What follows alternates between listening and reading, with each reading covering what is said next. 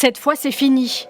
Il aura fallu 3 ans et demi de déchirement pour que le grand saut dans l'inconnu, voté à 52% par les Britanniques en 2016, se concrétise.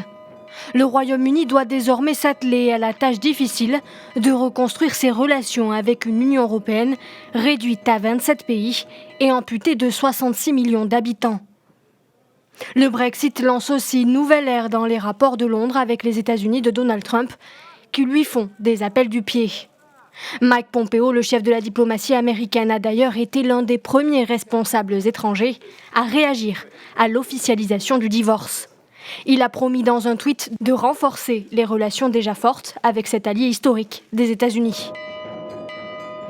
Aux abords du Parlement de Westminster, après le compte à rebours des 30 dernières secondes précédant l'heure fatidique, une foule de milliers de personnes a exulté.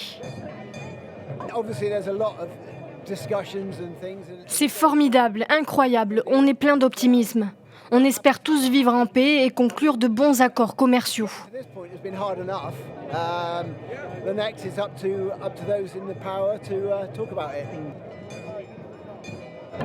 Peu avant la rupture, le Premier ministre Boris Johnson a prédit que le Brexit, dont il a été un promoteur acharné, serait un succès retentissant, quels que soient les obstacles. La chose la plus importante à dire ce soir, c'est que ce n'est pas la fin, mais le début. Le moment où l'aube pointe et le rideau se lève sur un nouvel acte. C'est le début d'une nouvelle ère de coopération amicale avec l'Union européenne. Commerce, sécurité, pêche. Avec Bruxelles, les termes de la coopération doivent être définis d'ici la fin de l'année. Dans les semaines à venir, des négociations qui s'annoncent âpres vont s'ouvrir et leur issue reste très incertaine.